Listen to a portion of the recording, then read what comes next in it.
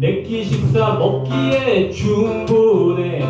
재래시장 대파도 한 단에 1,000원. 10뿌리 들어 한 번 끓일 때 한 뿌리씩. 청양 고추도 한 봉지에 1,000원.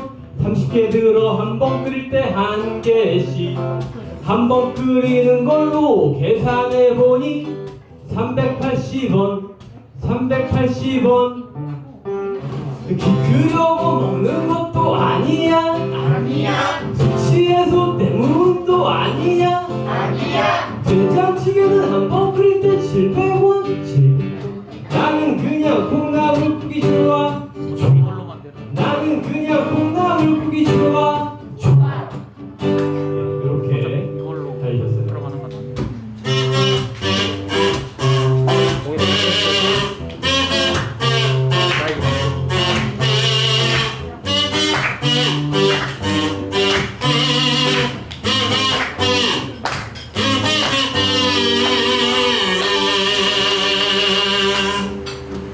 기르려고 먹는 것도 아니야. 숙취해소 때문도 아니야. 된장찌개는 한 번 끓일 때 700원. 나는 그냥 콩나물국이 좋아. 나는 그냥 콩나물국이 좋아. 가볼까요? 기르려고 먹는 것도 아니야. 숙취해소 때문도 아니야. 된장찌개는 한 번 끓일 때 700원. 나는 그냥 콩나물국이 좋아. 나는 그냥 콩나물국이 좋아. 나는 그냥 환경저희가 좋아. 나는 그냥 옥천이 좋아.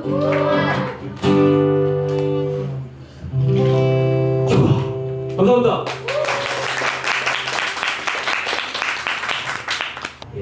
황금알 라톤 거기에 들려드리겠습니다.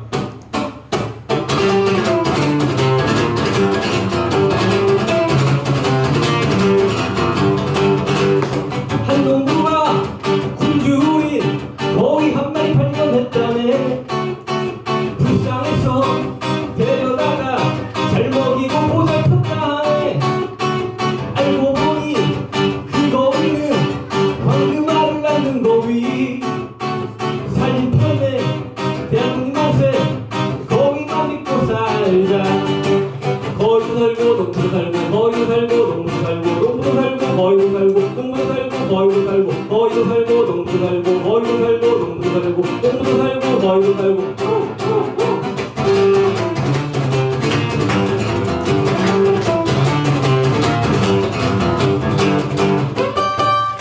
욕심내던 어느 날 거위에 배를 갈랐대. 아무리 뒤져봐도 방금만은 나오지 않네. 고객이 당황했어. 그러게 왜 그랬어. 내가 미쳤지. 놀라 미쳤지. 난 이제 망했구나. 거위도 죽고 농부 죽고 거위도 죽고 농부 죽고 농부 죽고 거위도 죽고 농부 죽고 거위도 죽고 거위도 죽고 농부도 죽고 거위도 죽고 농부도 죽고 농부도 죽고 거위도 죽고 죽어.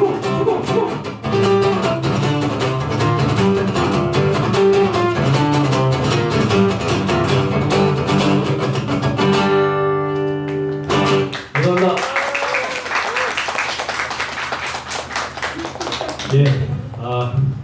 함께 잘 사는 세상이 되었으면 좋겠고, 특히 기후위기 시대는 더욱더 이 말이 되게 중요하다는 생각이 많이 들었습니다.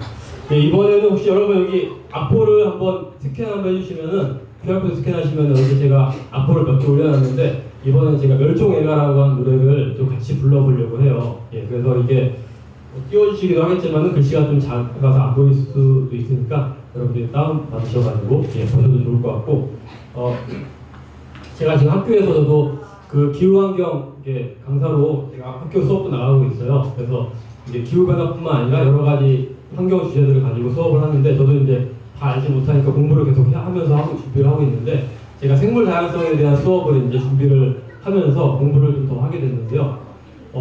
되게 뭔가 멸종이 많이 되고 심각하다는 걸 알았지만은, 알면 알수록 더 심각하다는 사실을 알게 됐어요. 그러면서 제가 되게 놀랐던 거는 지난 한 60년 동안인가요?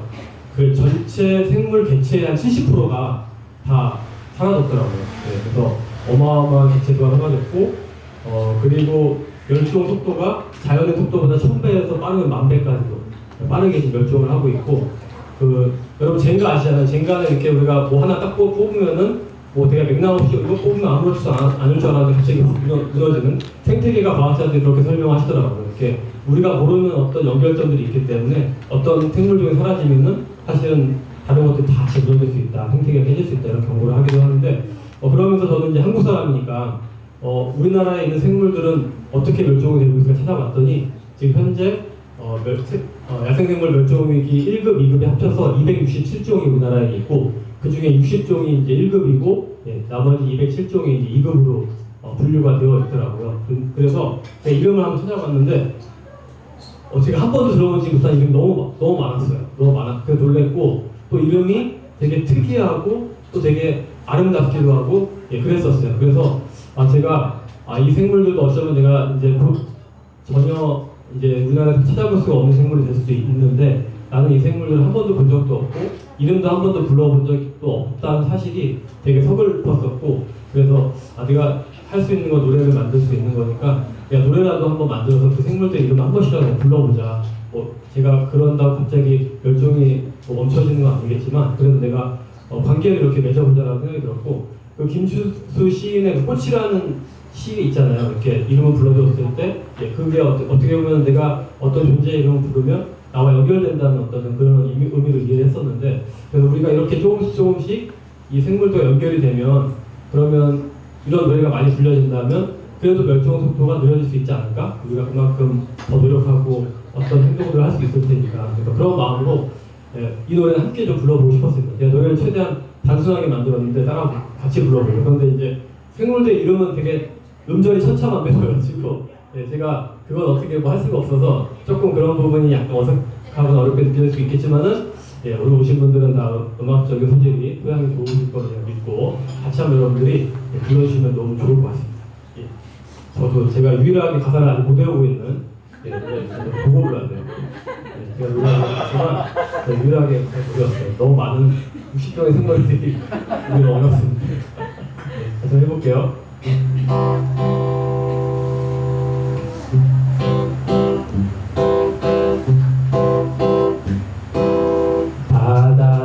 바다사자가 사라져 분노하시는 하늘이여, 사라져가는 산호에 슬퍼하시는 바다여, 독도강치가 사라져 분노하시는 하늘이여, 사라져가는 꿀벌에 슬퍼하시는 돼지여, 사지고 나서야 이름을 아는 모두가 소중한 자매 형제들,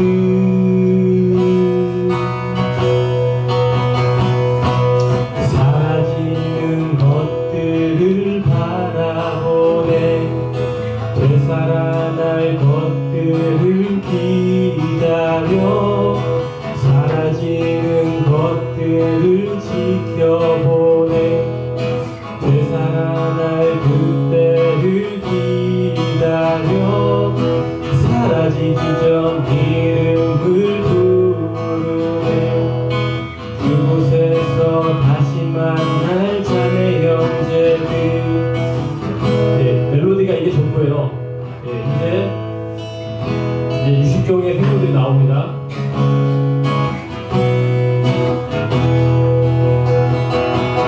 늑대 대륙사슴 반달 가슴곰 붉은 박쥐 사양노루 사냥수달 스라소니 여우 작은 광도박쥐 표범 호랑이 비바리 뱀 수원 청개구리 붉은 점 못이나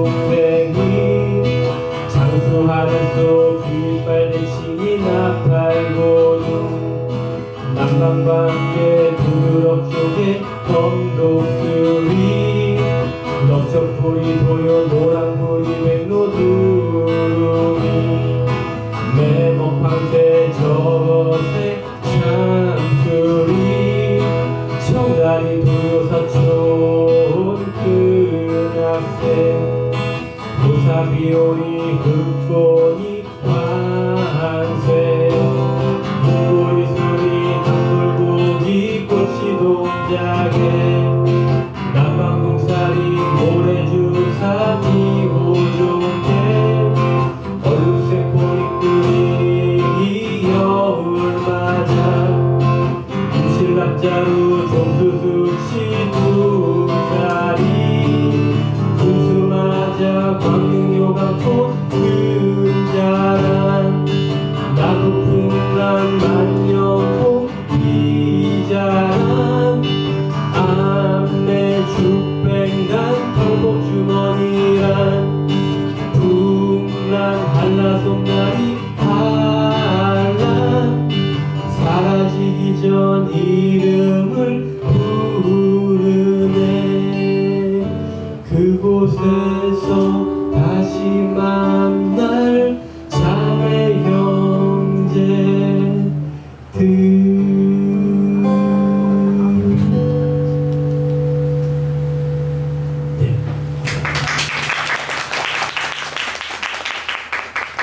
예, 이렇게 불러보시니까 어떠신가요? 네. 이상하게 저는 아무튼 이 노래 하면 자꾸 울컥해가지고 예, 참으려고 애를 쓰는데 예, 함께 저희가 저희뿐만 아니라 예, 비인간 동물 생물들의 생명들을 같이 소중하게 다루고 지켰으면 좋겠습니다. 예, 마지막 곡은 그 오늘의 주제잖아요. 그렇죠? 오늘 주제가 교통에 대한 부분이어서 제가 최근에 마침 관련된 노래를 만들어가지고 제가 오늘 마지막으로 같이 불러보려고 합니다. 사실 제가 처음으로 부르는 거여서 노래 완성한 지 며칠 안 됐고 라이브로 처음으로 하는 거여서 아마 중간에 뭐 어떤 문제가 생길 수도 있겠지만 여러분들 양해를 부탁드리고 이게 제가 왜 만들었냐면은 사실은 여러분 최근에 혹시 독일에서 구이로 티켓이라고 하는 그런 실험을 했다는 얘기 혹시 들어보신 분 계실 텐데 그 모든 교통수단 대부분의 교통수단을 구이로 티켓 하나만 끊으면은 한 달 동안 이제 뭐 말 그대로 프리패스죠. 그렇게 다닐 수 있는 티켓이었고 거의 5천만 명의 독일 그 시민들이 샀다고 하더라고요. 그만큼 엄청나게 인기를 많이 받았고 실제로 온실가스가 감축이 되었었고 또한 20%의 사람들이 대중교통 이용하지 않다가 이용하기도 했고 대기질도 개선되고 뭐 인플레이션에 대한 어떤 그런 좀 해소 효과도 생기면서 되게 성공적으로 실험을 맞춰가지고 이걸 보면서 우리나라에 도입되면 좋겠다라고 하는 생각을 하게 되었어요. 그래서 아마도 이제 오늘 행사를 또 주최하신 분들도 이런 고민들을 또 같이 하고 계실 것 같다는 생각이 드는데 그래서 제가 사실 매달 제가 월간 기후성이라고 하는 프로젝트를 진행하고 있어가지고 매달 기후 관련된 노래를 만들고 있는데 10월달에 이걸 만들어봐야겠다 생각을 하고 노래를 만들었습니다. 제가 원래 MR을 준비했지만 MR이 잘 뭔가 안 맞을 것 같아요. 그냥 한번 불러보도록 하겠습니다. 이것도 마찬가지로 앞으로 제가 공유를 아마 드렸었을 거예요. 한번 앞으로 보시면서 함께 불러보시면 좋을 것 같고 황금알처럼 열심히 달리는 노래입니다. 제가 이거 혼자 하면 또 재미가 없기 때문에 여러분들이 중간에 프리패스를 해주시면 좋은데 제가 이런 식으로 할 거예요. 제가 단도 만도 프리패스 이렇게 아시겠죠? 프리패스 이렇게 아시겠죠? 약간 이런 느낌이에요. 해보겠습니다.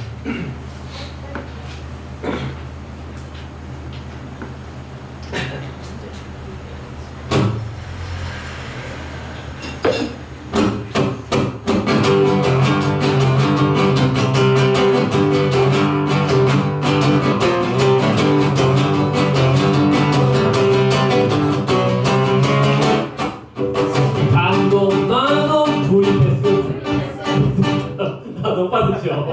빨리 치고 나오잖아요.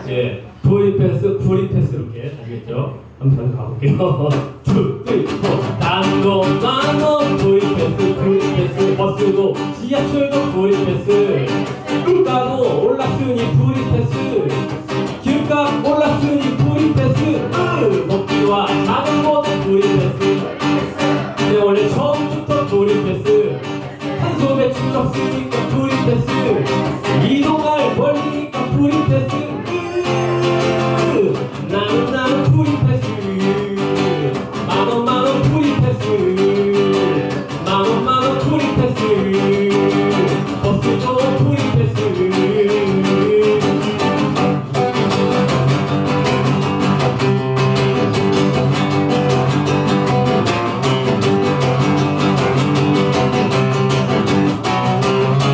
넣어볼게요.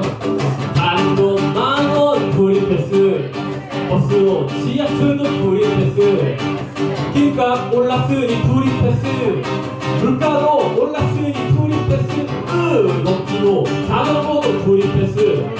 그냥 원래 처음부터 프리 패스, 탄소 배출 없으니까 프리 패스, 이동할 멀리니까 프리 패스.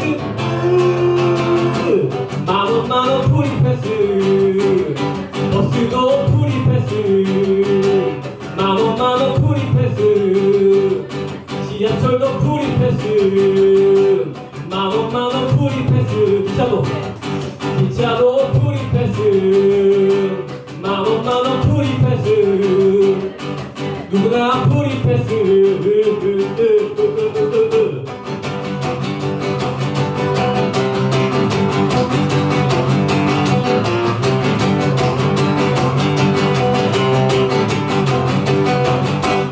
감사합니다.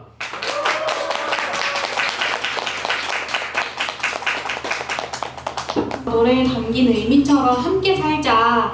그리고 뭐 같이 여기 기후 위기와 교통, 그리고 이제 지속 가능한 삶을 말하고 노래하기 위해 우리 이 자리에 같이 모였는데요. 다시 한번 그 노래 불러주신 영준님께 감사 인사를 드립니다. 그러면 오늘의 이제 참여자분들을 모실까요? 아까 앞에서 소개해드렸는데 저는 이제 오늘 사회를 맡은 기후팀 활동가 김예빈입니다. 반갑습니다.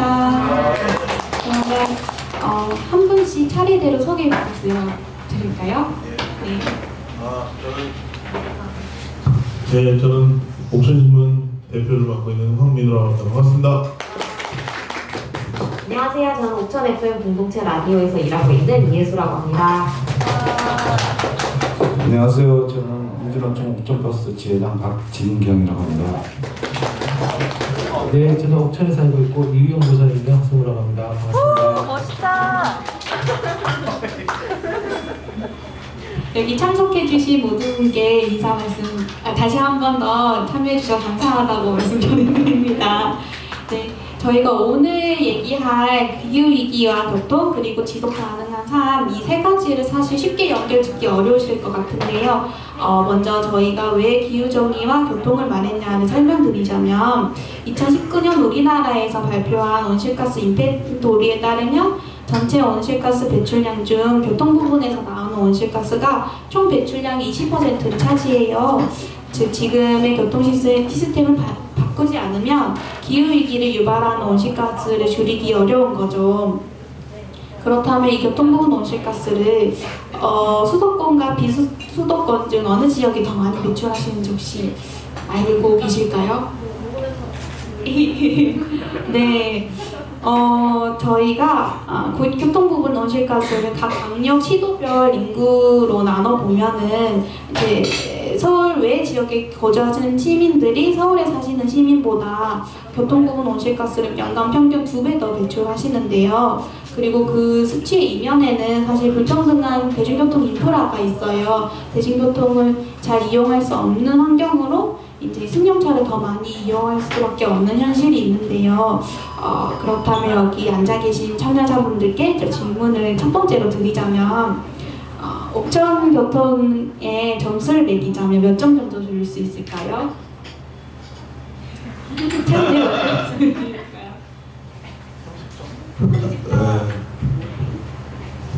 네. 저는 20점. 점수도 그렇게 많이 주고 싶진 않네요. 한 10점? 점수를 주고 있어요. 너무 많이 찔러서. 너무 많이 찔러서. 올라가야 돼. 저는 10점.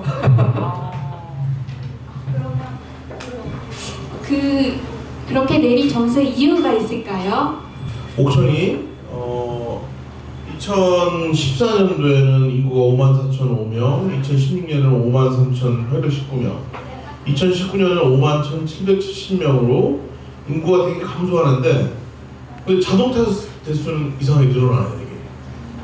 가령 2014년도에는 23,483대였는데 2016년도에는 25,424대, 그 다음에 2019년에는 27,422대로 인구 감소보다 더한 증가세로 그 자동차 대수가 늘어나는 거거든요.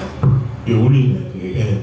그래서 인구는 줄어드는데 어떻게 자동차가 늘어날까? 유령이 타고 다니는 것도 아니고 그런 생각을 해보니까 이 원인이 무엇일까?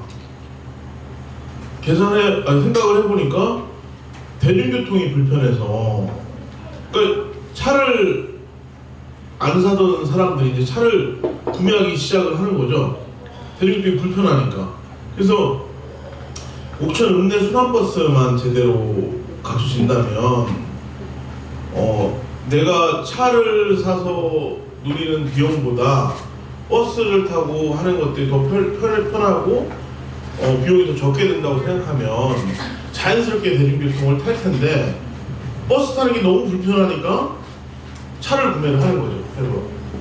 그러면서 차가 많아지고 읍내는 정말 장날만 되면 교통 지옥입니다. 주차할 데가 없어요. 주차할 데가 없어서 계속 뺑뺑이 돌아가야 돼요. 그러니까 이런 것들이 가장 제일 큰 문제라고 생각을 하거든요. 그러니까 이미 대중교통이 있고 버스는 텅텅 비어 있는데 이것들이, 그리고 군의 옥천군에서 예산을 주는데도 불구하고 버스를 이용하지 못하는, 불편해서 이런 구조거든요. 제가 할머니 기자단을 운영을 하는데 할머니들이 하는 얘기가, 가와 현대아파트 사는 할머니가 이게 현대아파트가 언덕 위에 있어서 버스 좀 다녔으면 좋겠다. 거기 장을 보고서 이 무거운 걸 짊어지고 걸어가려고 하면 너무나 힘들어서 버스가 있었으면 좋겠다고, 그분이 버스 노선도까지 다 그리고 배차 간격이 다 조사해가지고 여기다 이렇게 하면 버스 노선이 좀 가능하다, 이게 돌아가면, 그런 것까지 다 기사로 쓰셨는데, 기사로 썼는데도 왜 안 바뀌냐고 되게 서운해하셨어요. 그리고 얼마 전에 지난주에 이번 주에 나왔는데 어떤 조명수 할머니는 버스 노선이 면별로 바뀌었는데 그 버스 정류장에 있는 그 시스템에는 아직까지 옛날 번호가 그대로 있다. 버스 번호가 바뀌었는데 불구하고 이런 걸 지적하는 분도 계시고. 그러니까 보통 지역사회도 마찬가지지만 목소리가 큰 사람은 다 자가용을 타고 다니고 그러기 때문에 이 목소리가 작은 사람들, 그리고 공론장에 목소리를 잘 올려놓지 못하는 사람들이 이 버스에 대한 불편함을 이야기하지 못하기 때문에 이게 악순환이 계속 반복이 되거든요. 옥천 읍내 여기 보면은 비가림 없는 버스 정류장 시설이 굉장히 많습니다. 완전히 버린 소파들이 이렇게 놓여있는, 비 맞고 버스를 기다리거나 정말 비료포대 위에 앉아서 할머니들이 기다려야 되는 버스 정류장도 엄청 많거든요. 그러니까 BIS 시스템까지는 바라지도 않아요, 정말. 그러니까 지금 대전이나 대도시 같은 데는 버스가 정시성이 있어야 되는데 언제 딱 몇 시에 딱딱 오고, 이것들이 시각적으로 딱 볼 수 있어서 내가 딱 버스를 자연스럽게 탈 수 있는 환경이 되어 있는데, 이 농촌에서 사는 사람들 얘기가 제일 먼저 하는 게 뭔지 아세요? 차 없으면 다니기 힘들다고. 이 얘기를 제일 먼저 해요. 차 없이 시골에 살면은 어떻게 사냐고 이게 물어보는 거죠, 다. 이게 삶이 안 되니까. 그러니까 면 소재지나 읍 소재지에 살지 않고서는 떨어지고서는 굉장히 버스를 기다리거나 이렇게 된다는 거예요. 그래서 중고등학교 또의 친구들의 불만은 뭐냐면 막차가 일찍 끊긴다는 거예요. 한 6시, 7시면 버스가 확 끊기니까 더 놀고 싶어도 못 노는 거죠. 왜냐하면 버스가 끊기면은 택시를 타거나 아니면 거기 부모님한테 전화해서 와야 되는데 이게 굉장히 돈도 많이 들고 혼나니까 또. 그래서 10시까지 보통 도시에 살면 밤 10시까지 다 차가 있는데 그런 그 어떤 권한도 제한된다는 게 참 안타깝습니다. 여러 가지 할 얘기가 많은데 이 정도로 그만할까요? 예. PD님은 라디오 진짜 진행하고 계시잖아요. 진행하면서 실제로 시민들이 교통의 문제를 불편하다고 어떻게 말씀하시나요? 바로 넘어가는 건가요? 점수 생각하고 있었거든요. 아, 저였어요. 네. 그럼 그 이유도 말씀해 주시고 청소년 얘기가 나와서 알겠습니다. 네, 같이 얘기를 해볼게요. 일단 저는 20점이라고 생각한 이유는 첫 번째로는 인도랑 자전거 도로가 잘 안 되어 있습니다.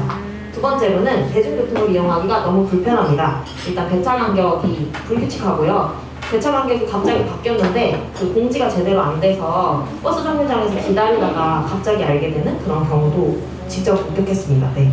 그리고 지도를 보기가 어렵고 면에 들어갔을 때 면 소재지까지만 가니까 거기서 1시간 정도 다시 걸어서 학교 등교를 해주는 친구가 있었거든요, 실제로. 그래서 그런 것 때문에 대중교통 이용이 불편합니다. 세 번째로는 무궁화호가 계속 줄어들고 있어서 밖으로 나가기도 어렵습니다. 마지막으로 그래서 자동차를 이용해야 되는데 자동차를 이용하는 사람이 늘어나니까 주차하기가 어려워요. 그래서 20점을 드렸습니다. 그리고 청소년 라디오에서 이제 어떤 이야기들이 나오는지 궁금해 하셨는데요. 저희는 청소년 방송 활동가들이랑 활동을 많이 해요, 아무래도. 그래서 청소년들이랑 얼마 전에 프로젝트로 대중교통을 좀 이용해서 면에 있는 다른 공간을 가보는 프로젝트를 진행을 했습니다. 평소에 의대에서도 좀 떨어진 곳에 사는 청소년이라 10시 반 차를 타고 나오거나 아니면은 아예 12시 넘어서 나와야 되는 상황이었거든요. 그래서 5명이 한 팀인데 누구는 10시 반 차 타고 나와야 되고 누구는 10시 50분 차 타고 나와야 돼서 모이는 것부터 시간 조율이 쉽지 않았어요. 그리고 나서 저희가 어디를 가냐면 금천이라는 곳을 갔는데요. 거기에 들어갈 때도 버스가 막 이렇게 한 번 있고 그 다음에 한참 뒤에 2시간 뒤에 있고 하다 보니까 시간에 맞춰서 막 뛰어가서 버스를 간신히 탔습니다. 그리고 나서 다시 내려야 되는데 안내도 제대로 안 되는 거예요. 이번 정류장은 금천리입니다. 이번 정류장은 또 금천리입니다. 이렇게 3번 안내가 나와서 어디에 내려야 할지 모르다가 마지막에 내리고 간신히 저희 집결 장소로 모였습니다. 그리고 나서 이제 시간이 지나고 집에 갈 때가 됐는데 버스를 놓쳤어요. 그러니까 또 기다려야 되는 거죠. 그런 경험을 하면서 청소년들이 그 방송으로 그 이야기를 풀어냈는데요. 만약에 제가 이제 차를 타고 제가 짐 날라야 돼서 같이 가가지고 나올 때는 안 기다리고 나오긴 했는데 자동차가 없는 상황, 누가 태워다 줄 수 없는 상황에서는 영락 없이 거기서 기다려야 되는 거잖아요. 그래서 그런 문제들을 실제로 짚어내면서 이야기하는 시간을 갖기도 했고요. 지용제 때 군수님 오시면 무슨 질문하고 싶냐고 물어봤을 때 가장 먼저 나온 이야기가 대중교통 불편하다, 배차 간격이 너무 길고 그리고 막차가 너무 짧아서 말씀하신 것처럼 집에 가야 돼요. 저는 더 놀고 싶은데 그래서 그런 이야기들을 하고 싶었다고 말했습니다. 청년들도 좀 활동을 따로 했었는데요. 저희도 이제 계속 여기서 살다 보니까 불편함을 겪잖아요. 면에 가볼 일도 없거든요. 버스가 타기 어려우니까 애초에 면에 갈 생각을 거의 안 해요. 그래서 우리가 그러면 노선도나 이런 것도 너무 보기 어려우니까 이걸 좀 바꿔봤으면 좋겠다 해서 프로젝트로 진행을 하려고 했는데 버스 회사의 협조를 구하기가 어려워서 하지 못했던 그런 경험도 있습니다. 이 정도로 마무리하겠습니다. 이제 청년들이 어떤 어려움을 겪고 계시고 그리고 그 어려움을 해결하기 위해 라디오에도 얘기하고 활동을 다양하게 하고 계신 거를 들어봤는데요. 그렇다면은 박진경 지회장님 그 버스 회사에 근무하고 계신데 혹시 아까 말씀해 주셨던 대중교통 문제에 대한 점수 그리고 그 에피소드를 들을 수 있나요? 10점을 주신 건 아직 버스 공영자가 되지 않아서 주신 건가요? 아니 그 시점은 지금 이 옵션 버스 같은 경우는 경유차예요. 그러니까 이제 거기에 군에서 관리 감독을 하고 있는데 군에서 다 하게 되면 이게 더 좋은 환경이 될 수 있잖아요. 점수를 10점 주신 이유랑 에피소드. 저는 사실 이제 운전면허가 없기 때문에 대중교통을 이용할 수밖에 없는 자체인데요. 10점을 드린 거는 어쨌든 저희가 인도, 자전거도로, 차도, 철도 이런 다 따져봤을 때 제가 9년 전쯤에 옵션으로 이주를 했는데요. 9년 동안 계속 나빠지기만 했고 한 번도 좋아진 적이 별로 없는 것 같아요. 그러니까 이게 꼭 철도 아까 제가 이제 묵노 같은 게 되게 외부로 나갈 때 많이 타는데 묵노도 줄어들고 사실은 제가 왔을 때 9년 전만 해도 이제 옥천이랑 청주로 오가는 대중교통 버스도 꽤 자주 있었는데 지금은 하루에 6편인가 이렇게 줄어들었거든요. 그러니까 코로나 이후로 더 많이 줄어드는 것 같아요. 그러니까 그렇다 보면 다르게 뭐 다른 교통수단이 보조적인 수단이 있는 것 같아요. 보조적인 수단이 전혀 없기 때문에 아까 이제 황민희 대표님 말씀하신 것처럼 다 자가용을 살 수밖에 없는 거고 이제 문제는 저처럼 이제 운전면허가 없는 사람들은 자가용을 사도 별 의미가 없기 때문에 이제 다른 방법을 찾아야 되는데 사실 이제 대체적인 방법이 여기서는 없기 때문에 그러니까 시점을 드린 거는 현재는 나쁘지만 앞으로 좀 뭔가 개선될 가능성이 있으면 좀 점수를 후하게 줄 텐데 아까 지회장님 말씀하신 것처럼 공룡대가 될 가능성이 되게 높다. 뭐 지금 군청에서 공룡대를 준비하고 있다. 뭐 이렇게 하면 이제 기대치에 차서 점수를 높이겠지만 현재에서는 별로 없는 게 있고요. 뭐 에피소드는 될지 모르겠지만 뭉우와 관련해서 제가 맨 처음에 옥천 내려올 때 뭉우하고 서울에서 옥천오는 막차가 서울역에서 10시 50분에 있었거든요.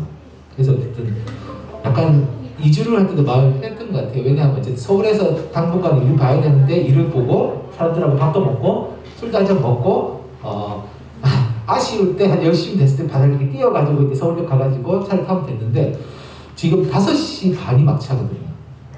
뭉우하로만 보면. 그럼 이제는 이제 서울에서 일을 봐도 뭐 밥을 먹거나 사람들하고 뭔가 교류할 수 있는 시간은 전혀 못 가지게 되는 그러니까 이제 가급적 안 나가게 되는 게 있고 그러다 보니까 이제 인간관계가 계속 좁아지고 사람들은 되게 까칠하다 그러는데 그게 아니라 왜 이렇게 뭐 와달라고 안 나오냐는데 가기 싫은 게 아니라 사실은 돌아올 방법이 없어서 못 가는 건데 제가 어제도 서울 갔다가 이제 옥천 돌아와야 되니까 기차 시간 맞춰 계속 전철 시간표를 검색해 봤거든요. 금요일 날 저녁인데 세상에 지하철 2호선 시간표가 3분의 1대씩 있는 거예요.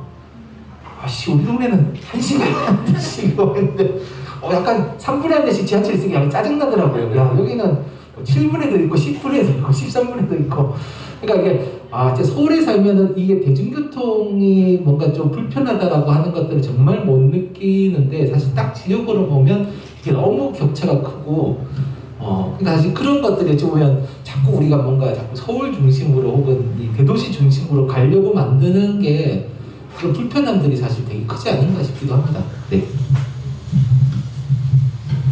네, 감사합니다. 답변 감사드리고요. 이제 앞에서 점수를 매기면서 나와주셨던 이제 말씀들, 노선 체계의 불편함, 그리고 이제 일정하지 않은 배차 시간, 그리고 마을 스너 버스나 버스 공용제가 없는 것들 이런 문제점들 짚어주셨는데요. 그렇다면은 저희 하승호 선생님, 저희 이제 뭐 이런 교통의 문제를 바라볼 때 좀 주의해야 되거나 아니면은 뭐 저희가 바라봐야 할 때 지향점 같은 게 있을까요? 아까 약자의 문제라고도 얘기해 주셨는데 저희는 사실 서울에 살고 있기 때문에 이런 지역의 대중교통 문제를 볼 때 사실 어떻게 봐야 되는지를 먼저 이제 주의하고 짚고 넘어가야 될 것 같거든요. 사실 한국 사회에서 문제를 풀어가는 가장 쉬운 방법은 그냥 개인화시키는 거라고 생각합니다. 불편하면 자동차 사! 뭐 이렇게 대응을 하는 거죠. 마찬가지로 지방에 있으니까 대중교통 불편해? 서울로 이사가든지 뭐 이렇게. 근데 사실은 뭐 교통 문제도 그렇고 저는 공감 문제도 마찬가지로 그러니까 자가용을 이용하지 않고 대중교통을 이용하는 사람들은 사실 저는 이미 그것만으로 되게 공익적인 기능을 하고 있다. 서울로 가지 않고 중에 지역에서 이 지역을 유지시키는 것만으로도 저는 되게 공익적인 기능을 하는 거라고 생각을 하거든요. 그러니까 어찌 보면 불편함을 감내하더라도 여기에 있는 분명한 어떤 자기 이유가 있고 이게 또 중에 집중화를 막는 되게 중요한 기능들을 하는 건데 한국 사회는 이제 계속 그런 기능을 함에도 이걸 다 그 이용자에게 모든 부담을 다 지우거나 아니면 개인화시켜서 이건 뭐 불편한 당신이 알아서 자동차를 사서 다니면 되지 왜 자꾸 이거를 문제제기를 하냐는 방식으로 대응하는 게 좀 우리 사회가 좀 이제 그 문제를 접근할 때 잘못된 방향으로 접근하는 부분이라는 생각이 들고요. 그러니까 아마 뭐 저는 그런 얘기 되게 많이 합니다. 그러니까 어쨌든 저희 동네도 보면 이 자해조사 보고서 이런 거 보면 그 이주를 결심하게 된 1순위가 뭐 일자리와 직업 문제고 두 번째가 교통이거든요. 교통, 근린시설. 세 번째가 교육. 그러니까 많은 사람들이 자녀 교육 때문에 지역 떠난다고 생각하지만 사실 그보다 더 많은 비중이 교통 문제인데, 근데 그러면서 약간 저는 뒤집어 보면 그럼에도 이분들이 지역에 계속 남아있고 지역에서 뭔가를 하려고 하는 이유도 사실 저는 되게 중요하고, 뭐 아까 지역 비수도권의 온실가스 배출량이 되게 높다고 말했지만 또 어떤 면에서는 그만큼 또 이렇게 배출된 온실가스를 이렇게 상쇄시키는 것도 저는 사실 되게 중요한 지역들에서 농촌에서 하고 있는 건데, 그렇게 보면 우리가 뭐 한 가지 문제로만 딱 어떤 현상을 재단해가지고 얘기하는 것보다는 좀 그 사람들이 왜 그렇게 살아갈 건가에 대한 다양한 이야기들을 좀 들어보는 과정이 많으면 좋겠다, 뭐 그런 생각이 좀 듭니다. 네, 감사합니다. 아무래도 교통의 문제를 정말 개인화시키지 않고 뭐 어떤 이렇게 한 가지의 이유로 이제 판단하지 않는 게 정말 중요한데요. 사실 저희도 서울에서 여기 지역으로 우선을 봤던 이유도 다른 것들이 있는 게 아니라 저희가 이제 뭐 여러 가지 교통의 문제로 지역을 찾아보다가 여기 옥천이 특히 다양한 지역의 주체들이 계시더라고요. 그래서 저희가 같이 협업해서 사실 어떤 활동들을 해볼 수 있지 않을까? 기후위기라는 게 뭐 이제 한 단체 어떤 한 단위로만 하는 게 아니라 이제 전체의 이제 공동체가 해결해 나가야 되는 문제잖아요. 그래서 이제 어쨌든 저희가 그렇게 이제 뭐 지역의 주체들과 같이 협업해보자 하는 의미로 옥천에 내려와서 같이 이렇게 하고 있고요. 뭐 어쨌든 저희 말씀해주신 것처럼 뭐 어떤 한 사람을 이렇게 이런 교통이나 기후 위기의 문제를 개인화시키거나 뭐 속단하지 않는 것을 주의하면서 이제 다음으로 넘어가면요. 그리고 사실 저희 아파에서는 이제 청소년이라든지 뭐 어르신이라든지 이런 교통 약자들이 겪는 문제가 나왔잖아요. 근데 이것도 사실 개인 단위로 겪는 불편함일 텐데 혹시 지역 공동체에도 어떤 영향을 끼치셨을지 혹시 한마디 부탁드려도 될까요? 사례를 말씀드리면 군서면 은행리에 사는 학생인데 이제 이 친구가 돈이 필요해서 아르바이트를 해야 되는데 식당에서 아르바이트가 밤 10시에 끝난단 말이에요. 밤 10시에 끝나는데 차가 없는 거예요. 야, 밤 10시에 끝나는데 어떻게 집에 가냐 하니까 걸어갔대요. 은행리까지. 굉장히 먼 거리거든요. 10km가 훌쩍 넘는 거리인데, 그러니까 이게 상상할 수 없는 감내하는 거죠. 그러니까 사회적 약자들이 어떻게 할까 하면은, 그러니까 아르바이트 하고 가는 건 그냥 걸어 킥보드도 못 하고 또 그 성인이 돼야 되니까 나중에 나이 되면 오토바이를 하나 구매를 할까 생각을 하고 있더라고요. 그러니까 이 깜깜한 밤에 인도도 없는 차 갓길로 은행리까지 걸어간다고. 은행리까지 굉장히 획행한 일이거든요. 근데 달리다가 걷다가 땀 흘리면서 집에까지 간다는 거예요. 이제 그게 일상인 거죠, 그 친구한테는. 우리한테 보여지지 않는. 그래서 저는 이 사회적 약자의 시선으로 보는 게 되게 중요하다라고 보는데, 그 청년 기자가 기사를 쓰면 제이마트 앞에 횡단보도가 있는데 그 횡단보도에 신호등이 없어서 굉장히 위험하다, 아이들이 느끼는 거거든요. 근데 그걸 신호등을 설치하자고 하면 난리가 날 겁니다. 왜냐하면 거기 차량통행이 아직도 밀리는데, 거기가 이제 고속도로로 가는 주요 길목이라서. 근데 거기 신호등까지 설치해? 그러면 차가 완전히 잼이 걸려가지고 완전히 난리 날 거다. 그러니까 이런 어른들, 한 40, 50대 중년층 남성들의 시각으로 이게 대단하면 그런 것들은 아예 엄두도 못 내는 거죠. 어떻게 거기다 신호등을 설치하고 차가 잼 걸려서 순환이 안 되는데. 그러니까 안전이 되게 무엇보다 중요한데, 속도보다. 그것들을 어떻게 지혜롭게 해결할 것인가, 이건 도시계획도 같이 연관되어 있는 거고. 또 하나는 이 전동차들, 노인들. 전동차는 원래 인도로 다니는 거거든요. 근데 이 자전거는 인도로 다니고, 자전거는 차인데 인도로 다니고, 전동차는 차도로 다니고, 이게 되면서 이게 굉장히 혼란스럽거든요. 그러면서 도로는 계속 확장해. 2차선으로 4차선으로. 그런 비용으로 조금 더 공영 버스 공영제를 하면서 버스 아까 얘기했던 버스 노동자의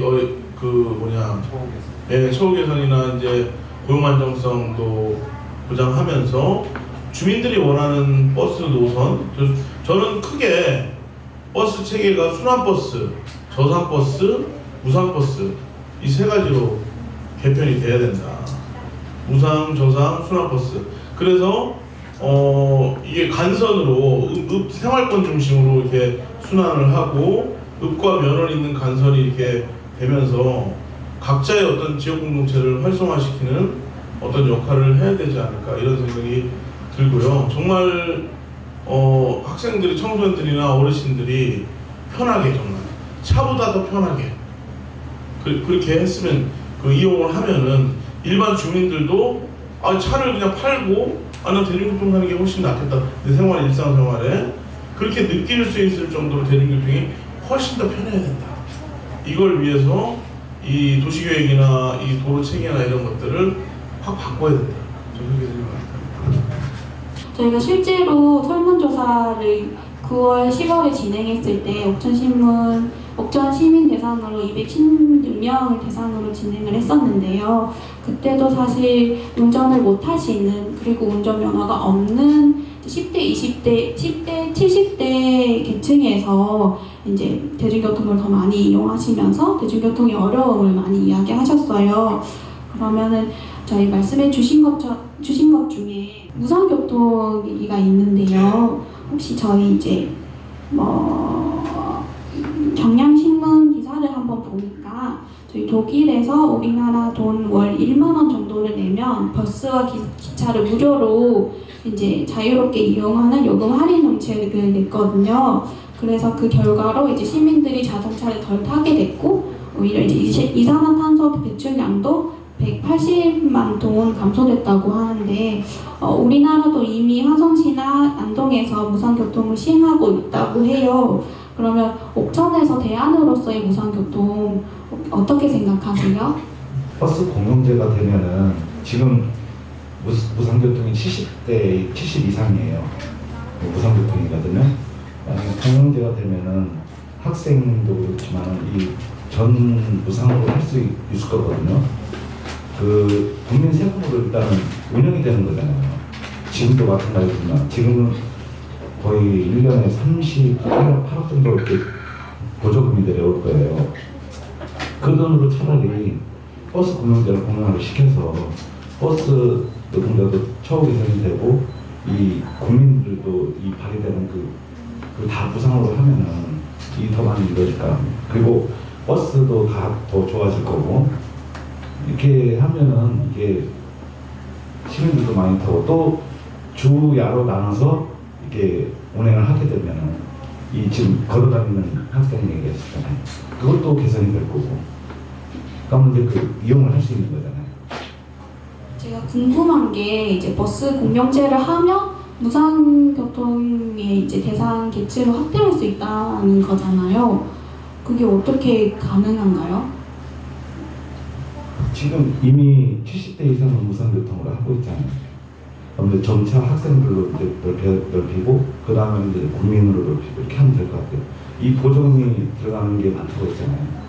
차라리 그 사주를 배불리는 게 아니라 군에서 관리 감독을 하면서 군에서 운영을 하게 되면 이게 될 거라고 가능하다고 생각합니다. 운영 방식이 변화되면은 그러면 이 회계라고 해야 되나요? 이런 예산을 조금 더 이제 시민 맞춤형으로 돌릴 수 있는 거죠. 완전 공용제가 된 곳이 있는 사례가 있어요. 거기를 들어보면 거기도 주야로 이제 오전반, 오후반으로 나눠서 말씀하셨듯이 학생들이 이제 기가 시간에 버스 시간을 못 맞추잖아요. 그것도 만약 주야로 하게 되면은 실컷 놀다가 집에 갈 수도 있는 거고 알바를 하고서도 집에 갈 수 있고. 그러면 버스 공영제의 의의는 그렇게 볼 수 있네요. 시민들이 이제 버스 이제 운영에 참여할 수 있고 시민 맞춤형을 할 수 있고 그리고 이 노동자도 사실은 좀 직접 그 고용이 안정될 수도 있다 이렇게 말씀 들었는데 그러면은 그 버스 공영제와 노동자의 일터와는 무슨 상관일까요? 그 버스 공영제와 사실 궁금했거든요. 버스 공영제와 이제 버스 노동자의 이제 뭐 노동 환경이라든지 노동과 무슨 어떤 관련이 있길래 버스 공영제가 중요한 건지. 일단 제가 최초로 해보자예요. 해보자 출신입니다. 옥션버스에서. 그래서 2년 전에 복직을 했고 복직을 하고 지금 이제 지회장을 맡게 됐고 네? 이 어떻게 보면은 국민 세금으로 막 보조를 받는 건데 그 세금으로 자기들 일성만 챙기고 있는 것밖에 안 보여요. 저한테는 저희들한테는. 그리고 지금 말하는 것처럼 이 승무원 노동자들도 이제 기존에 일하시던 만 60이 넘었는데 다 보내요. 보내면 다시 쓰려면 그냥 다시 계약직 초탁직으로 쓰면 되잖아요. 근데 기존에 일하시는 분은 내보내고 타 지역 뭐 제주도, 인천, 강원도, 부평 이런 데서 다 정년 되신 분들을 뽑아옵니다. 그러니까 젊은 사람이 거의 없는 거죠. 이 노동자 그리고 지금 70이 넘었는데 운행을 하고 있는 버스 기사도 있어요. 사측에서 부당하게 우리한테 해고를 하거나 권리를 주장하면 아예 이적으로 취급하고 그런 게 지금 이 옥션버스에 처해 있는 현실이에요. 제가 이해하기로는 이제 버스 공영제가 시행됐을 때 노동자의 입장도 같이 운영에 참여를 할 수 있는 반영을 시킬 수 있는 건가요? 그렇게 그렇죠. 이해하면 되나요? 공영제가 되면은 버스 노동자들의 또 이제 처우 개선이 될 거고 고용 불안에 안 시달리겠죠. 그러면 그 버스 노동자들도 웃으면서 일을 하게 되고 또 친절하게 할 수 있는 거고 노동 요건도 주의하고 나누게 되면 훨씬 편해진다 이거죠. 아유 감사합니다. 그럼 앞서서 이제 버스 공영제 얘기도 나왔고 무상 마을 순환버스 얘기도 나왔는데요. 그 외에 혹시 뭐 중요한 대안들이 있을까요? 그 대안 앞서서 말씀하셨던 버스 공영제나 마을 순환버스를 실행하기 위해서 뭐 중요한 과제라든지 아니면은 지금 현 상황에서의 좀 걸림돌이 되는 그런 상황들이 있는지 혹시 말씀 나눠주시겠어요? 아까 대회장님 말씀대로 이미 버스 예산을 그러니까 다시 버스 예산을 가는 돈은 지금 공영제가 아닌 상태에서는 거의 버스 회사 사주들만 지원해주는 거고 노동자들한테 별 혜택이 없는데 되게 많은 돈들이 매년 지원금이 보조금이 가고 있는 거고요. 생각해 보시면 그거 말고도 지금 사실 저희가 자가용 체제를 유지하기 위해서 매년 지방정부가 뭐 하냐면 주차장을 만듭니다.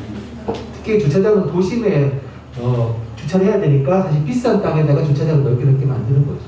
사실 그런 비용도 제가 볼 때는 대중교통이 강화되면 사실 주차장을 넓힐 필요가 없거든요. 그러니까 발상을 바꾸면 이게 뭐냐면 대중교통을 중심에 놓고 오히려 이제 자가용을 보조적인 수단으로 바꾸면 지금 하고 있는 도시계획의 많은 부분들이 수정되면서 그러니까 재원을 조정할 수가 있다고 생각이 듭니다. 그래서 뭐 강원도 정선군처럼 거기도 보면 뭐 재정자립도나 이런 게 재정 여건이 좋아서 하는 게 아니라 오히려 그런 걸 통해 가지고 군의 이쪽에 이동권도 보장하고 군의 사업을 지금 그렇게 대중교통이 좋아지면 국민들이 거기 계속 살고 싶은 마음이 생길 거잖아요. 그러니까 그렇게 저는 발상을 바꾸면 훨씬 더 살기 좋은 지역이 될 수 있는데 지금 그런 것들에 대한 뭐 행정에 관심이 없으면서 그런 문제가 생기는 게 아닌가 그런 생각이 듭니다. 무상버스를 하면은 아까 브이로그라고 했는데 브이로그보다 진짜 버스는 많이 탈수록 이득이잖아요. 사람들이 어쨌든 공익적인 가치가 충분히 있기 때문에 무상으로 하면 그리고 아까 이제 거기 버스 공영제를 통해서 주야간 근무를 해서 밤 10시까지 나도 이동을 하고 순환버스를 통해서 동네 사람들도 쉽게 탈 수 있고 버스 정류장 같은 경우도 사실 주민들이 가장 처음 만나는 공적인 공간이거든요. 그것들을 지역 예술인들과 같이 되게 멋지게 이렇게 만들어서 하면은 하나하나 되게 명소가 되고 그리고 온돌이나 이런 것들 냉난방이나 온돌 이런 것들도 깔아주면 시골 할머니들이 여기 맨날 그 난간에 이렇게 걸터 앉아가지고 있는 그런 모습들 보면은 참 안타깝거든요. 위험하기도 하고. 그리고 또 무거운 거를 들고 이 계단을 올라가고, 이게 병원 가다가 병이 나요. 관절이 다. 버스가 이게 울퉁불퉁하고 과속방지도 되게 높고 이러다 보니까 사고가 높으니까, 그래서 저상버스로 해서 조금 더 천천히 갈 수 있는 환경들, 그리고 도로 다이어트를 해서 저는 차가 다니는 도로만큼 자전거나 전동차나 인도가 다닐 수 있는 도로가 사람들이 다닐 수 그만큼 있어야 된다. 지금 너무 도로가 차량 중심으로 되어 있는 게 가장 큰 문제다.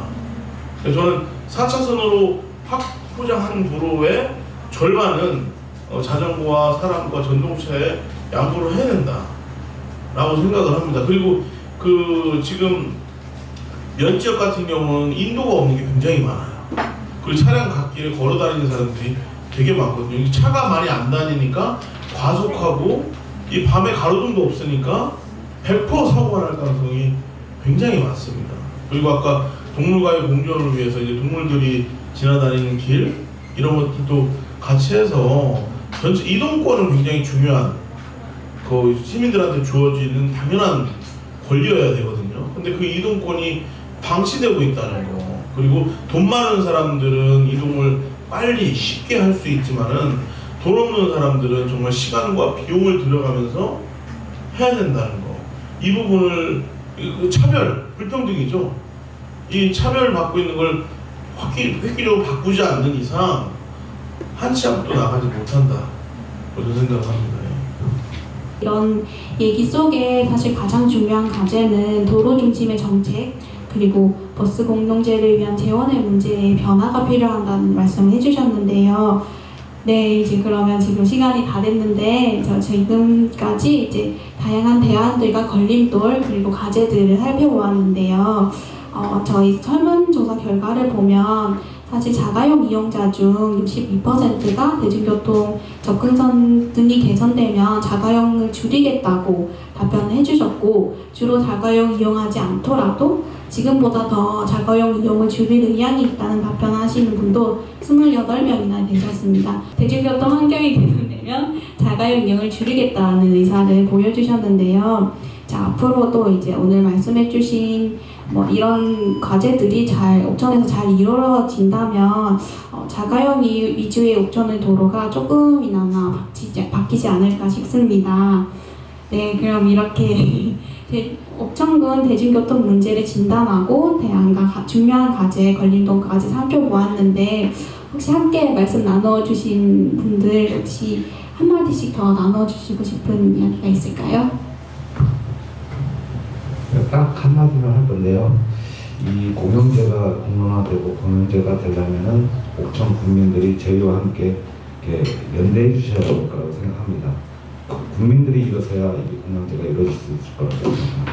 저는 아까 계속 얘기하면서 생각을 해봤는데, 대중교통이 왜 필요한지, 옥천 주민들에게 필요한 대중교통은 무엇인지 주민들이랑 논의하는 장을 우리가 지속적으로 만들어야 한다. 그게 제일 중요한 일이라고 생각을 합니다. 지금은 그런 얘기들 많이 하시거든요. 그러니까 버스 시간을 내가 맞춰서 움직여야지, 이런 얘기 정말 많이 하세요. 대중교통은 사실 우리가 필요한 곳에 가려고 있는 건데, 대중교통에 우리 삶을 맞추고 있는 거죠. 그리고 지역 공동체가 살아나지 않고 지역이 소멸한다고 이야기하는데, 대중교통으로 나오지 못하니까 어디 갈 수도 없고 지역과 내 삶이 연결되는 거리가 줄어든다고 생각합니다. 얼마 전에 청년 기본계획 세우느라 저희 모여서 회의하는데, 가장 필요한 거 4가지로, 첫 번째 참여할 수 있는 자리, 그리고 두 번째 주거와 일자리, 세 번째가 대중교통 이야기를 꼭 해줬으면 좋겠다고 말했어요. 그래서 지역에 살고 있는 사람들이 지속적으로 삶을 공유하려면 대중교통이 중요하다는 생각이 들고요. 마지막으로 대중교통이 잘 안 되어 있으면 지역 공동체에 어떤 역할이냐고 아까 얘기하셨잖아요. 목소리 내는 사람들이 제한된다는 생각이 들어요. 저도 아까 얘기하면서 내가 점수 매기면서 꼽은 것들 살펴보면 저상버스 얘기 먼저 안 나온 것 같아요. 지금 이 자리에 내가 저상버스를 이용해야 하는, 혹은 제가 휠체어 이용자가 아니니까 휠체어 이용자가 와 있으면 또 다른 이야기가 나왔을 것 같거든요. 그래서 대중교통 문제 이런 장들을 만들 때 우리가 누구의 목소리를 먼저 들어야 하는지 그걸 계속 생각하면서 그런 장들을 만들어 나가야겠다는 생각했습니다.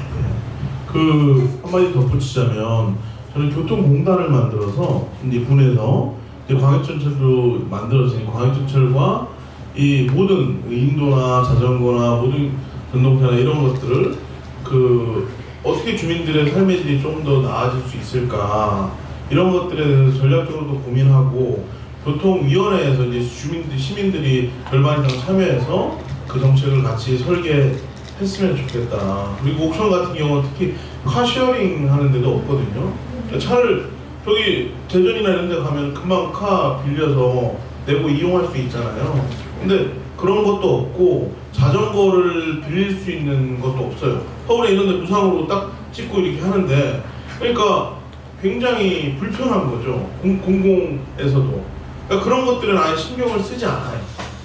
그러니까 차를 빌릴 수 있고 그리고 자전거도 탈 수 있고 그 전동차 같은 경우도 수리를 하려면 수리점 되게 여기 읍내까지 나와야 되는데 그 전동차를 읍내까지 어떻게 끌고 나옵니까 실제적으로? 그러니까 각 읍면 단위의 전동차 수리를 할 수 있는 자전거도 방치된 자전거가 엄청 많거든요. 그 자전거를 수리해서 다시 재활용해서 공급할 수 있는 여러 가지 체계들에 대해서 촘촘하게 우리가 고민을 해야 된다. 이동권은 모든 주민들한테 공공연하게 나눠줘야 되는 권리라고 생각을 하고 군에서 이걸 모든 사람들이 차별받지 않을 수 있도록 준비를 해야 된다. 그러니까 차량을 가질 수 있는 사람은 오히려 불편하게 만들어야 된다. 그죠? 그렇게 해서 여기 안에 주차료를 대폭 올리고 정말 걸어 다니고 이용하는 게 편하고 돈도 적게 든다는 것들을 신호를 주면은 저는 바뀌어질 것이다.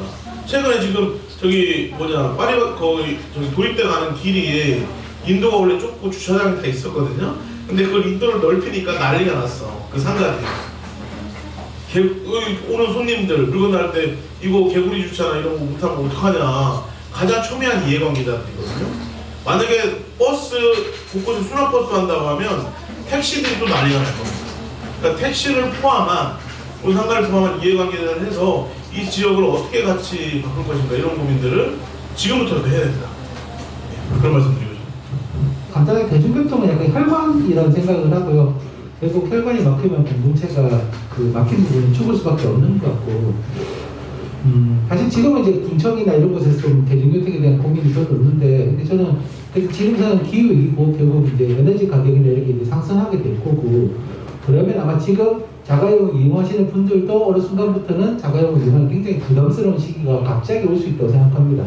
그러면 결국 이것도 그냥 자가용으로 버틸 수 있는 것도 곧 저희가 볼 때는 길지 않은 시간이 많지 않기 때문에 결국 이거는 나는 자가용 보니까 대중교통 상관없어 이렇게 할 문제가 아니라 정말 옥천 국민 전체가 사실은 이걸 어떻게 할 건지를 좀 그림을 그리고 도시계획을 다시 만들고 아까 권 선생님 말씀하신 것처럼 파리 시장처럼 그렇게 되면 오히려 주차장을 없애지 않습니다. 그러니까 자동차 이용 불편한 거. 역발상적인 측면에서 도시계획을 어떻게 할 건지에 대한 고민을 이제 좀 시작해야지 우리가 좀 이 위기의 시대를 좀 적절하게 대응해 나갈 수 있지 않을까라는 생각이 좀 듭니다. 이상입니다. 감사합니다. 그럼 말씀 나눠주셔서 감사합니다. 저희 현장에서 혹시 질문해 주실 분들이 계실까요? 공영제가 일단 말이 좀 어렵잖아요. 그래서 그거를 좀 이렇게 쉽게 공영제를 쉽게 얘기해 주시면 좋을 것 같고, 한 가지는 그럼 실제로 공영화가 이제 된다고 치고 그럼 이제 어떤 과정으로 공영제가 되는 건지, 이를테면 이 군에서 이제 이 버스 회사를 사들일 수 있는 건지 이런 것들은 좀 어떤 과정으로 공영제가 실제로 될 수 있는 건지를 한번 말씀해 주시면 좋겠습니다. 노선을 사는 거죠 이렇게. 노선을 사서 비수익 노선부터 사들여가지고 그렇죠? 예. 현재 군 버스가 17대예요. 그리고 여기 사측 버스가 12대가 될 겁니다. 군 버스가 많죠. 공영 버스가 더 많습니다. 지금 이 노선도 노선 지금 뭐 증차를 하고 노선을 늘린다고 얘기를 하는데 도권에서 한계 노선은 그걸 늘리게 되면은 사주 측인데 그게 가질 거가 되는 거예요. 노선이. 그러니까 노선을 사들이고 버스를 다 사들여주면 이게 가능한 거죠. 그러니까 버스를 통째로 산다는 얘기죠. 전에 들은 얘기는 그런 얘기가 있었어요. 한 60몇 억에 이거를 산 얘기가 있어. 근데 얘들이 안 판다고 100억 이상을 줘라. 이렇게 하고 이게 무마된 게 알고 있어요. 저도. 근데 제가 생각하기로는 1년에 38억 넘게 들어가잖아요. 그게 1년 되면 2년 되면 3년 되면 100억이 넘어요. 그러면 버스 공영제라는 게 노선을 그 군청이라든지 이런 이제 지역 자치 단체에서 노선권을 사서 운영하는 게 직접 운영하는 건데. 직접 운영하는 게 버스 공영제인 거죠? 대답이 됐을까요? 감사합니다. 그러면은 질문 혹시 더 있을까요? 네. 저는 청소년 참여위원회 위원장으로 활동을 하고 있습니다. 일단 이번에 저희가 교수님과 간담회를 계획을 하면서 그 안에서도 정책 제안서로 버스 관련된 부분을 같이 얘기를 하려고 하는데 일단 저희는 저상버스와 전동 킥보드, 그 다음에 버스 배차 시간 조정, 그 다음에 버스 전자 안내판에 관한 내용을 담았어요. 저희가 이런 교통 문제에 대해서 바라보는 관점이 있긴 하지만 이런 문제를 청소년들이 어떻게 바라보고 저희가 지금 하는 노력보다 어떤 노력을 더 하면 좋을지 한번 의견을 여쭤보고 더 노력할 게 있을까요? 저는 계속 목소리를 내는 겁니다. 현수막도 걸고 이제 피켓시도 계속 하고 뭔가 군청 앞에 가가지고 군수가 잘 보이는 데 앞에서 그 9시 전에 등교 전에 이렇게 출근 전에 출근시를 잠깐 해서 그거를 1년 365일 하면은 될 겁니다. 내가 보기에는 그러니까 이게 이례적으로 제한하고 이게 없으면은 목소리가 자꾸 들리지 않으면 이게 그냥 잊어버리고 그냥 무마하는 거거든요. 저는 이게 천막이라도 치고 정말 이거 아니면 안 된다 이런 식으로 하면 목소리를 계속 내면은 다른 언론들도 많이 보도를 할 거고 그래서 출근 시간에 계속 보면은 학생들이 청소년들이 이야기를 하면 되지 않을까. 예, 이상입니다. 네, 저희 민주노총 옥천버스 지회에서는 지금 그런 걸 하려고 준비를 하고 있고 현수막도 걸고 있고 이제 집회 신고를 해서 피켓 시위도 할 예정입니다. 이제 시작이에요. 많은 국민들이 저희랑 연대해 주시면은 그 바라는 게 이루어질 거라고 저는 생각합니다. 답변 감사합니다. 저희 지금 혹시 사전 질문을 또 받아놨거든요. 그래서 하나 더 4가지 정도로 질문 주셨는데요. 하나씩 말씀드리자면 저상버스 얘기가 나왔는데 혹시 저희 전국 시내버스 중 저상버스가 도입률이 28%에 불과하고 특히 경기, 강원, 충남, 전남, 경북 등이 10%대라고 하는데 옥천의 장애인 이동권에 대한 이야기도 듣고 싶다고 말씀을 주셨는데 혹시 옥천의 장애인분들을 인터뷰하셨거나 아니면은 그분들의 목소리를 혹시 들어보신 적이 있으실까요?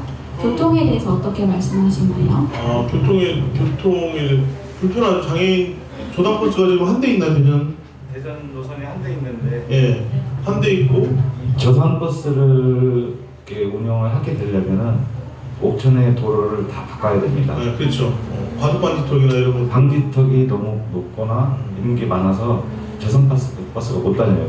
그리고 오르막길이나 이런 게 있어서 도로부터 일단 개선을 해야 될 겁니다. 제가 알기로는. 예, 도로 개선하고 그러니까 지금 장애인 콜택시가 있어서 그나마 그걸로 타고 다니는데 장콜도 많이 모자란 편이고 또 일상적으로 노인분들이나 진짜 이렇게 하려면 저상버스를 선정을 하고 도로를 바꾸는 것들 과속방지턱 대신 카메라를 설치하거나 여러 가지 대안적인을 한다면 저상버스도 충분히 가능하다고 생각을 하거든요. 그래서 장애인 이동권을 이렇게 확보해야 된다. 예. 그리고 현재 대전 607번이 전기 수소차가 지금 운영이 되고 있어요. 여기까지. 그런 거 보면 여기 옥천은 아직 한참 모를 거죠. 늘 이제 보는 일상의 도로에 정말 어떤 사람들이 있을까를 볼 때 사실 정말 자가용만 다닐 수밖에 없는 현실이 있네요. 그러니까 정말 그 다양한 사람들이 함께 도로 위에 있는 모습을 보려면 도로부터 다시 개선을 해야 된다는 거 답변 감사합니다. 그리고 두 번째 질문으로 옥천 청년들이 느낀 어려움이나 어떻게 대안을 찾고 있는지 궁금하다는 의견을 주셨는데요. 이거는 아까 말씀해 주신 것처럼 이제 활동을 준비하고 계셨다 그러셨죠? 안녕옥천이라는 유튜브 채널 같이 찍으면서 버스 대중교통에 대해서 알아보는 시간을 가졌고 그 프로젝트를 좀 이어가려고 나름대로 이제 설문조사 다니면서 버스 이용하시는 어른들이랑 고래시랑 이렇게 협력해가지고 그거를 이제 노선도를 좀 개편해보자 시스템을 뭐 이런 이야기들이 있었고요. 청년들이 지금 뭔가 따로 활동을 한다기보다는 어쨌든 가장 필요한 게 뭐냐고 이야기할 때 교통을 가장 많이 꼽는다? 이 정도로 얘기할 수 있을 것 같습니다. 저 앞서 질문하셨던 장애인 관련해서 저희 자립이야기라는 프로그램을 진행하는데 거기서 이수진 활동가님과 김병석 활동가님이 실제 휠체어 이용자세요. 그래서 이야기하셨던 내용 두 가지만 전달을 하고 싶은데요. 일단 장애인 꼴택시의 경우에 150명당 한 대 중증장애인 150명당 한 대를 해야 되거든요. 근데 이제 이용하시는 분들은 중증장애인이 아닌 분들도 다 이용하고, 그러니까 제도적 문제가 있고 실제로 장애인 콜택시가 아닌 것으로 이동하기가 너무 어렵다고 말씀해 주셨고, 이제 지역 간 이동이 안 돼서 어디 갈 때 굉장히 힘들다. 그래서 대중교통 시스템 자체를 개편하는 게 필요하다는 얘기를 지속적으로 하고 계십니다. 네. 정말 말씀해주신 것처럼 그렇게 다양한 사람들의 목소리가 꼭 이제 교통 정책에 들어가야겠네요. 그리고 세 번째 질문으로 넘어가면 동물과 인간이 공존할 수 있는 방법이 뭘까요? 이렇게 질문 주셨는데요. 교통 부분에서 동물과 인간의 공존을 얘기할 수 있을까요? 말씀해주신 것처럼 생태도로 생태도로뿐만 아니라 시골에 가면 고라니 갑자기 막 뛰어나오거나 그런 것들이 되게 많거든요. 그래서 로드킬 당하는 세대들이 되게 많아서 어쨌든 그런 동물도 같이 할 수 있도록 같이 고민을 해야 되지 않을까 그런 생각을 해봤습니다. 네, 정말 생각지도 못했지만 어쨌든 동물까지 공존할 수 있는 교통 환경이 됐으면 좋겠습니다. 마지막으로 저희 이 정도로 이제 토크쇼는 마무리하고 저희 한수진 가수경 기자님의 노래를 한번 얼가복이네 유튜브에 제가 추세한 내용으로 노래를 만들고 올렸던 게 계기가 돼서 추천받고 이 자리에 나오게 되었는데요. 사람들 앞에서 노래한다는 게 좀 겁이 나긴 하지만 좋은 자리이고 기후위기에 대해서 이야기할 수 있는 좋은 자리에 함께할 수 있는 게 기뻐서 오늘도 기쁜 마음으로 나오게 되었습니다. 제가 준비한 곡은 세 가지 곡인데요. 여러분들도 잘 아시는 곡일 거예요. 이 곡들을 기후위기의 상황에 맞게 조금 개사를 해서 준비를 해보았습니다. 첫 번째 들려드릴 곡은요. 바람이 불어오는 곳이라는 곡인데 자연을 떠올리면 가장 먼저 생각이 나는 노래이기도 하고 기후위기가 심해지면 앞으로 자연 풍경을 보기가 힘들어질 텐데 그러면 안 되겠다 하는 마음으로 이 풍경이 오래도록 유지되었으면 하는 바람으로 준비해봤습니다. 노래 들려드릴게요.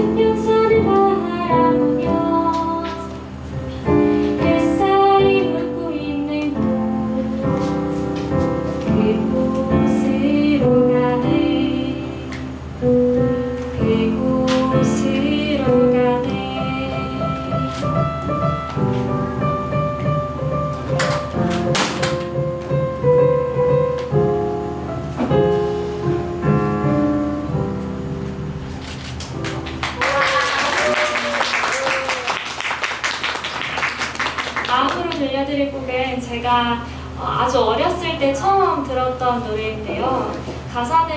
멜로디는 되게 동요처럼 쉽고 간단하지만 가사는 조금 무서웠어요. 처음 들었을 때. 네, 근데 이야기를 잘 들어보면 갖고 있는 뜻이 되게 여러 가지로 해석될 수 있는 것 같더라고요. 오늘 기후위기에 대해서 이야기하는 자리에서도 의미가 있는 가사고 노래라고 생각이 들어서 준비해보았습니다. 작은 연못 들려드릴게요.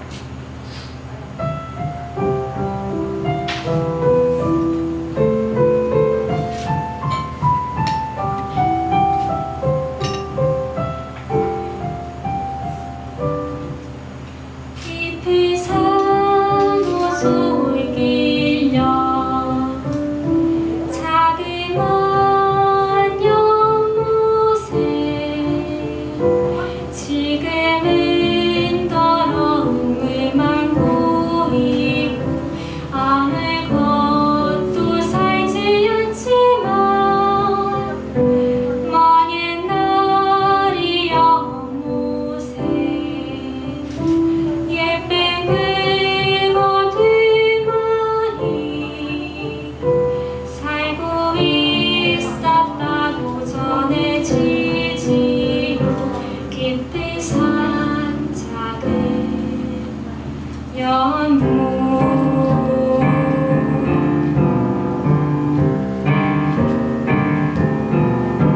어느 맑은 여름 날 마른 속에 붕어 두 마리 서로 싸워 한 마리는 물 위에 떠오르고 여린 살이 썩어 들어가 물도 따라 썩어 들어가 연못 속에서 남의 것도 살 수 없게 되었죠. 깊이 산호 솔길려 자그만 연못에 지금은 더러움을만 보이고 아무것도 살지 않지만 먼 옛날이 연못에 예쁜 붕어들만이 살고 있었다고 전해지지요. 깊은 산 작은 연못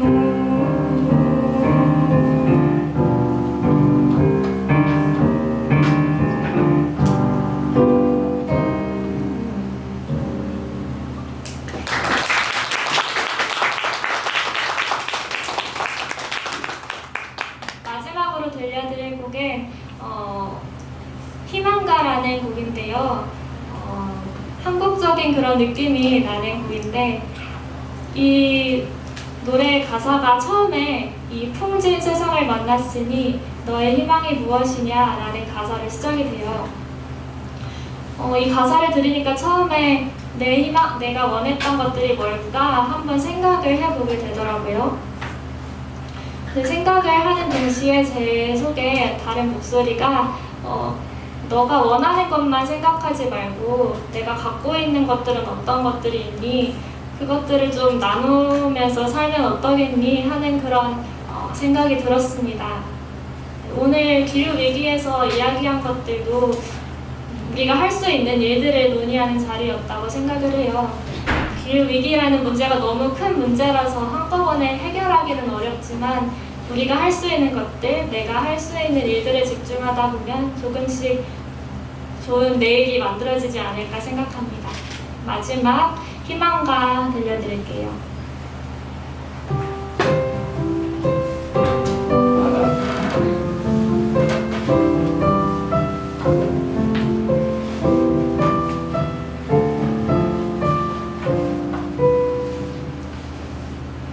풍진 세상을 만났으니 너의 희망이 무엇이냐?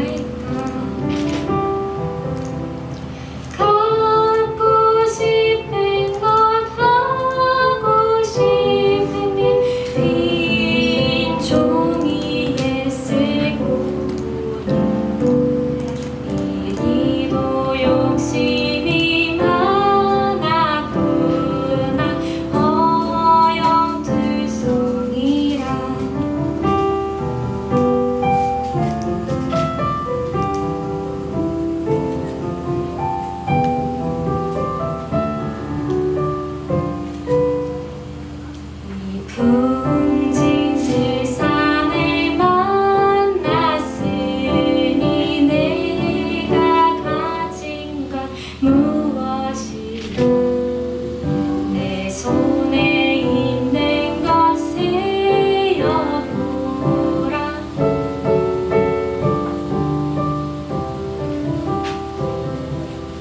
갖고 있는 것 하는 것들을 세상을 위해 나눈다면 참 기쁘고 또 고맙겠구나 나의 희망이라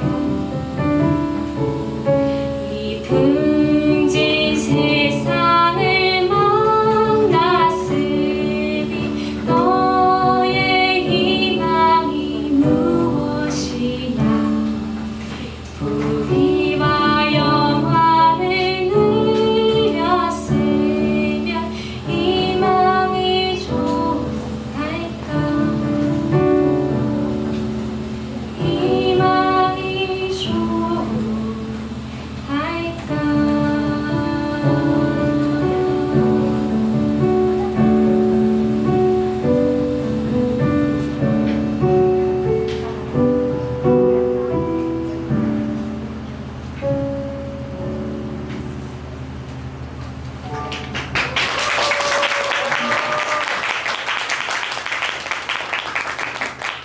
오늘 만나뵙게 돼서 너무 반갑습니다. 감사합니다.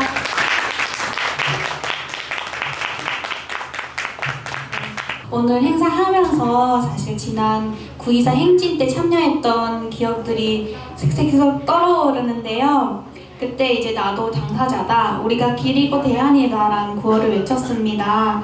사실 기후위기나 교통 문제에서도 이제 내 목소리가 서야 된다라는 느낌을 지울 수가 없었는데요. 그래서 이 현장에 참석해 주신 여러분들께 그리고 영상으로 시청해 주시는 분들께 그 구호를 되돌려 질문드리고 싶어요. 우리가 정말 당사자일 수 있을까요? 우리는 길이고 대안일 수 있을까요? 누구는 벌써 늦었다고 말하는 기후위기도 약자의 이야기로 소외돼버리는 대중교통 문제도 대안은 찾는 일이 정말 멀고도 험해 보이지만 반드시 그리고 꾸준히 함께 행동해 주실 여기 여러분이 계시기에 무섭지 않은 오늘입니다. 네, 참여해주신 모든 분들께 감사드리고 이 자리에서의 만남이 끝이 아니라 시작이었으면 좋겠습니다. 감사합니다. 가실 때 저희 구정품 준비되어 있으니까요. 조그만 선물 가지고 가시길 바랍니다. 네, 감사합니다.